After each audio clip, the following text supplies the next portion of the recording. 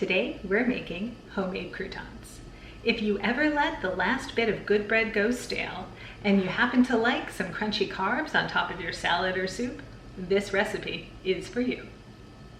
We're going to start with a hunk of leftover bread. Anything relatively sturdy will do. This is a chunk of sourdough since I've been experimenting with sourdough bread baking lately. But really anything that is not on the Wonderbread end of the spectrum, and it could be a mixture of odds and ends of breads. You can collect those in the freezer or in the refrigerator for a shorter period of time. And I will slice this into roughly cubes that are between 1/2 inch and 1 inch square. That'd be in the 2 centimeter range, and get a nice big pile of bread cubes going. I've got a nice pile of bread cubes ready to go, and I'm heating some olive oil in a pan over medium heat. And for this, you can use any kind of oil that works for you, from something super neutral to a really fruity olive oil. Whatever floats your boat will do. Some folks use butter, but I find that it scorches, so I usually do stay away from that as much as I love butter. All right.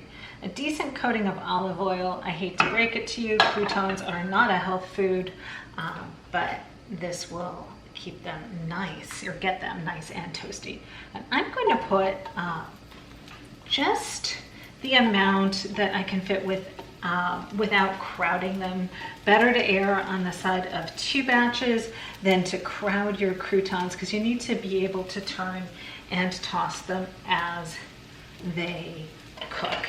And I am going to go ahead and toss them now that they're in the pan real quick to try and get as many sides coated in at least a bit of olive oil as I can. If you don't do this right away, one side will just kind of soak it all up, and it's okay, but not ideal. All right, so now that my croutons have kind of gotten tossed around in that olive oil, I will season them. Definitely salt. Unless you're avoiding salt, you don't have to salt them. I do always do so, like so. And I'm going to go with just a few grinds of fresh black pepper. Sometimes I will use like an Italian herb mixture. You can do really whatever you'd like, play around with it, or keep it super simple with just a little salt and pepper. Right. So give those another toss just to get the seasonings to adhere to the croutons. And then we're gonna let them sit on the side they're on for a couple of minutes. We wanna let things start to brown, and then we'll start to flip them. You could be super meticulous and try and turn every one so that you make sure you're rotating sides, but I tend to just kind of flip them all over once or twice and go for having at least a couple of sides nice and toasty. So we'll see these partway through the cooking. My croutons have browned up nicely on more or less all sides. I've done a conscientious job of turning them, but haven't been too meticulous.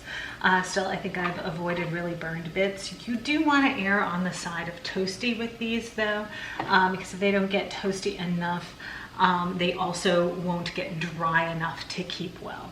But if you toast them well, they'll stay crunchy, and they will keep in a covered container or an airtight container at room temperature for, I don't know, a good long time, a good several weeks in my experience at least.